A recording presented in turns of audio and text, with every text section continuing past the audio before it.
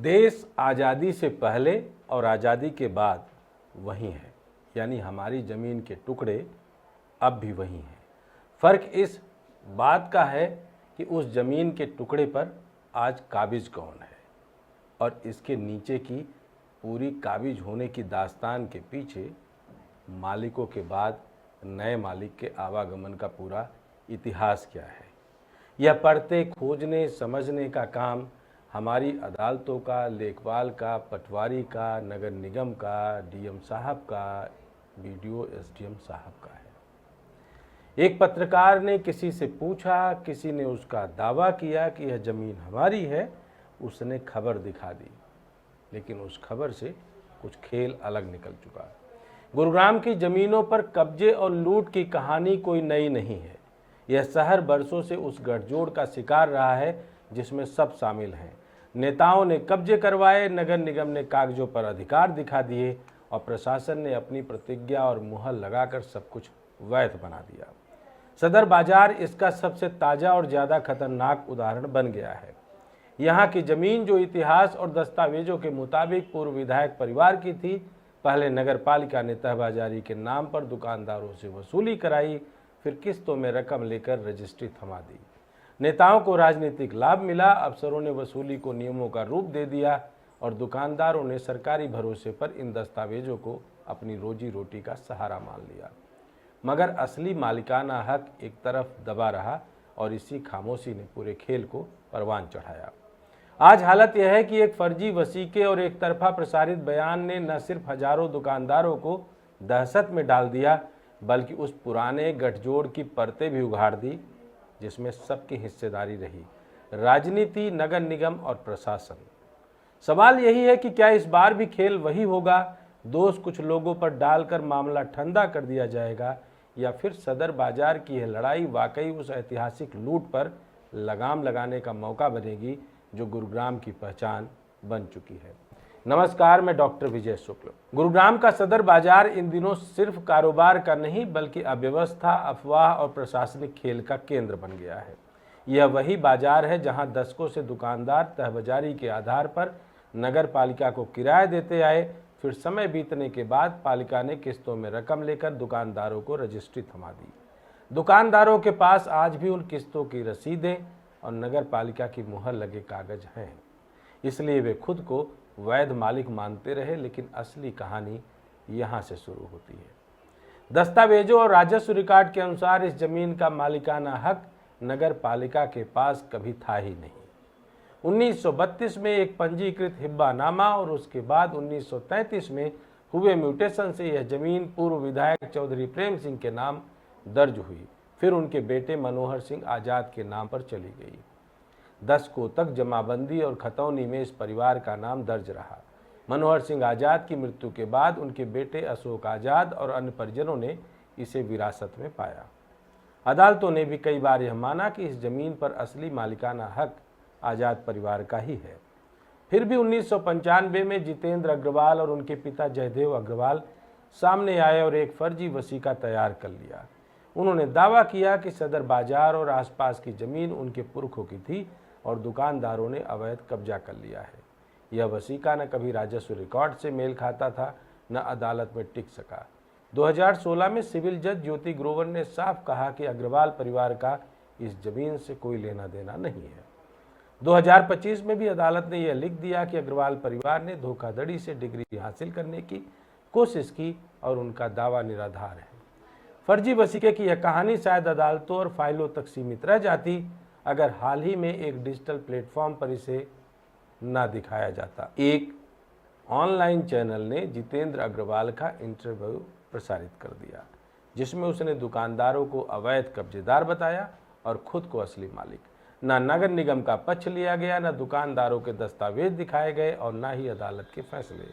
नतीजा यह हुआ कि एक तरफा खबर वायरल होते ही सदर बाजार में दहशत फैल गई।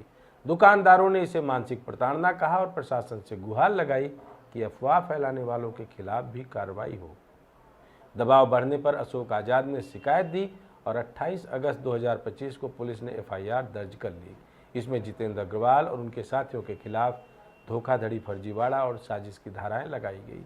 एसआईटी गठित हुई और जांच शुरू हुई, मगर एफआईआर में सिर्फ अग्रवाल परिवार का नाम नहीं, है, नगर निगम का नहीं। जबकि असली विस्फोटक सवाल यहीं से उठता है। अगर अदालतें और राजस्व रिकॉर्ड पर सिर्फ साफ कर चुके हैं कि जमीन आजाद परिवार की है, तो नगर निगम ने दुकानदारों से किस आधार और किस अधिकार के तहत किस्तें वसूली और रजिस्ट्री कर दी। यहाँ दो शक खड़े होते हैं। पहला यह कि नगर निगम और कुछ व्यापारियों की मिलीभगत से तहबाजारी को मालिकाना हक में बदल दिया गया। दूसरा यह कि प्रशासनिक गलती हुई और निगम ने मान लिया कि यह उसकी संपत्ति है। दोनों ही स्थितियों में जिम्मेदारी नगर निगम की बनती है, दुकानदारों की नहीं। दुकानदारों ने वही किया जो सरकार ने कहा। उन्होंने किस्तें चुकाई, रजिस्ट्री ली और वही दस्तावेज उनके गले का फंदा बन रहा है। आज दुकानदार पूछ रहे हैं कि अगर हमने झूठा कब्जा किया होता तो नगर निगम हमें रजिस्ट्री क्यों देता? हमने तो सरकार के आदेश पर किस्तें दी, अब हमें अपराधी क्यों बनाया जा रहा है? दूसरी तरफ पूर्व विधायक परिवार कह रहा है कि यह जमीन मूल रूप से हमारी है और अदालतों ने भी यही कहा। लेकिन उन पर भी सवाल उठते हैं कि जब नगर निगम दुकानदारों से किस्तें वसूल रहा था तब वे चुप क्यों थे? दशकों तक उन्होंने इस प्रक्रिया को क्यों नहीं रोका? क्या वे इतने सालों तक अनजान रहे या अब जाकर उन्होंने कानूनी दबाव बनाने का रास्ता चुना? इस पूरे विवाद से अब कई ज्वलंत सवाल उठ खड़े हुए हैं। अगर अदालतें और राजस्व रिकॉर्ड कहते हैं कि जमीन आजाद परिवार की है, तो नगर निगम ने किस अधिकार से पैसा लिया? जब नगर निगम का ही खेल इस विवाद की जड़ में है, तो एफआईआर में उसका नाम क्यों नहीं? दुकानदारों की गलती क्या है जिन्होंने सरकारी आदेश मानकर किस्तें दी? और क्या एसआईटी वास्तव में नगर निगम के अधिकारियों तक पहुंचेगी या फिर पूरा दोष केवल अग्रवाल परिवार पर डालकर फाइल बंद कर दी जाएगी? सदर बाजार का यह विवाद अब सिर्फ एक जमीन का नहीं बल्कि संस्थागत घोटाले का आईना है। एक तरफ अग्रवाल परिवार का झूठा दावा और मीडिया की अफवाह है, दूसरी तरफ नगर निगम की अवैध रजिस्ट्री और चुप्पी। दुकानदारों की रोजी रोटी दांव पर है और असली मालिकाना हक का दावा आजाद परिवार कर रहा है। अदालतें अब तक आजाद परिवार के पक्ष में खड़ी हैं, लेकिन नगर निगम की भूमिका को अनदेखा कर रही हैं। नतीजा यह है कि सच सामने आने के बावजूद भी सबसे ज़्यादा पिस रहे हैं वे दुकानदार, जिन्होंने न झूठे दस्तावेज बनाए न किसी की ज़मीन हड़पी। वे सिर्फ नगर निगम पर भरोसा करके किस्तें चुकाते रहे और अब उन्हीं पर सवालिया निशान खड़े हो गए हैं। यह विवाद दिखाता है कि कैसे फर्जी दस्तावेज से माहौल बिगड़ सकता है, कैसे नगर निगम अधिकार से बाहर जाकर अवैध वसूली कर सकता है, कैसे अदालतें सच बताती हैं लेकिन प्रशासन चुप रहता है और कैसे जनता सबसे ज़्यादा पीड़ित होती है। अब निगाहें एसआईटी पर हैं। फैसला सिर्फ इस जमीन का नहीं होगा बल्कि यह तय करेगा कि गुरुग्राम में कानून दस्तावेजों से चलेगा या अफवाह और अफसरशाही से। सच यही है कि अग्रवाल का झूठा दावा और मीडिया की अफवाह ने जो आग लगाई, उसने नगर निगम के अवैध खेल को उजागर कर दिया। अब असली सवाल यही है कि क्या कानून सचमुच सबके लिए बराबर है या फिर सत्ता और सिस्टम के दबाव में नगर निगम जैसी संस्थाएं हमेशा बच निकलेगी। यही सदर बाजार की आज की सच्चाई है। मीडिया की यह खबर हो सकता है एक तरफा हो, अग्रवाल का अपना फर्जी दस्तावेजों के साथ मीडिया के सामने आना उनकी उम्मीदों का मीडिया के द्वारा पूरा करने का एक तरीका जरूर हो सकता है। लेकिन इसी मीडिया की खबर ने आज नगर निगम के उस जिन्न को बाहर ला दिया है जहां ना जाने ऐसे कई फाइलें, कई हिब्बानामा और कई म्यूटेशन कागजों में बिल्कुल वारिसाना हक के साथ मौजूद हैं और ज़मीन पर किसी और के पास। और अगर आपको लगता है कि मीडिया ने गलत खबर दिखाई तो आवाज़ उठाइए। अगर आपको लगता है कि अग्रवाल के इस फर्जी डिग्री के बाद भी उसकी गिरफ्तारी नहीं हुई तो अदालत और प्रशासन पर सवाल उठाइए। और अगर लगता है कि नगर निगम ने यह पूरा का पूरा जाल उस समय के तथाकथित पॉलिटिशियन के साथ मिलकर किया था और यह भी वोट चोरी की बजाय नए वोट पैदा करने का एक तंत्र रहा होगा, तो उनको भी कटघरे में जरूर खड़ा करें सवालों के जरिए। जय हिंद, जय भारत।